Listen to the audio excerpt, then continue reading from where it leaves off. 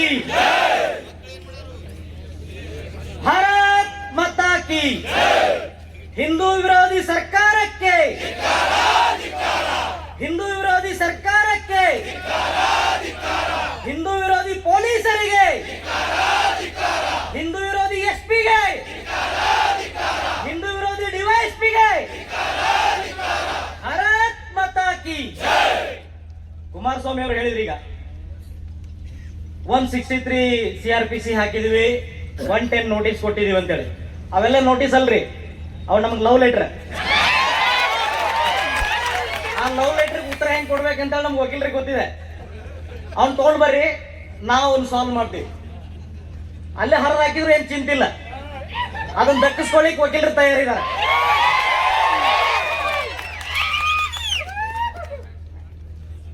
ದೇಶದೊಳಗಡೆ ನಡೀತಾ ಇರತಕ್ಕಂತ ಈ ರೀತಿಯ ಕೋಮುಗಲಗಳು ಯಾರ ಕಾರಣ? ಮುಸಲ್ರ ಕಾರಣ, ಸಾಬ್ರ ಕಾರಣ, ಇಸ್ಲಾಮಿಕ್ ಭಯೋತ್ಪಾದಕರ ಕಾರಣ ಅನ್ನುವಂಥದ್ದು ಜಗತ್ತಿಗೆ ಗೊತ್ತಿರತಕ್ಕಂಥ ವಿಷಯ.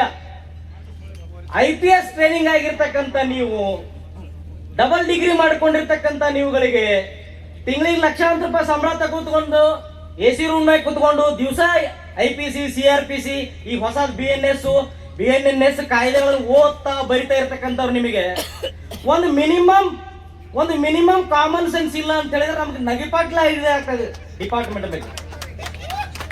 Minimum common sense. ಈಗ ಗೊತ್ತಿರೋರು ಎಲ್ಲರೂ ನಾವು ಪೊಲೀಸ್ ಸ್ಟೇಷನ್ ಕಟ್ಟಿ ಹತ್ತಿ ಬಂದವರೇ ಇದೀವಿ. ಕಂಪ್ಲೇಂಟ್ ಕೊಟ್ಟು 24 ತಾಸು ಒಳಗಡೆನೆ FIR ಹಾಕಬೇಕು ಅನ್ನುವಂಥದ್ದು ಒಂದು ಪ್ರಾಥಮಿಕ ಸಂಗತಿ. ಇದು ಇಷ್ಟು SP ಗೆ ಪರಿಜ್ಞಾನ ಇಲ್ಲ ಅಂತ ಹೇಳಿದ್ರೆ ನಿಮ್ ಬುದ್ಧಿವಂತಿಕೆಗೆ ನಗಬೇಕು ಅಳಬೇಕು ಅಂತ ನಂಗೆ ಗೊತ್ತಾಗ್ತಾ ಇಲ್ಲ. ನಿಮ್ ಬುದ್ಧಿ ಎಲ್ಲಿಟ್ಟಿದ್ರಿ? ನಿಮ್ ಬುದ್ಧಿ ನಿಮ್ ಕೈಯೊಳಗೆ ಇಟ್ಕೊಳ್ರಿ SP ಅವರೇ. ಯಾಕೆ ಇಲ್ಲಿವರೆಗೂ FIR ಹಾಕ್ತಾ ಇಲ್ಲ? ಇಲ್ಲಿವರೆಗೂ A1 ಯಾರನ್ನ ಮಾಡ್ಬೇಕಾಗಿತ್ತು ಅವ್ರನ್ನ ಮಾಡ್ತಾ ಇಲ್ಲ, A2 ಯಾರನ್ನ ಮಾಡ್ಬೇಕಾಗಿತ್ತು ಅವ್ರನ್ನ ಮಾಡ್ತಾ ಇಲ್ಲ. ಇಷ್ಟು ಹೆದರುದ ಅಷ್ಟಂಜಿಕೆ ಐತೆ ಅವ್ರಿಗೆ.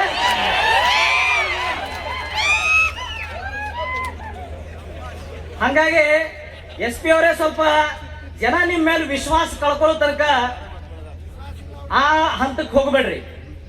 ಜನ ವಿಶ್ವಾಸ ಕಳ್ಕೊಂಡ್ರ ಅಂತ ಹೇಳಿದ್ರೆ, ಒಂದ್ಸಲ ಡಿಪಾರ್ಟ್ಮೆಂಟ್ ಮೇಲೆ ವಿಶ್ವಾಸ ಹೋಯ್ತು ಅಂತ ಹೇಳಿದ್ರೆ ಒಂದು ಪ್ರಜಾಸತ್ತಾತ್ಮಕವಾಗಿರ್ತಕ್ಕಂಥ ಸರ್ಕಾರ ನಡೆಸೋದು ಅಷ್ಟು ಸುಲಭ ಅಲ್ಲ. ಪ್ರಪಂಚದ ಬೇರೆ ಬೇರೆ ರಾಷ್ಟ್ರಗಳನ್ನು ನಾವು ನೋಡಿದೀವಿ.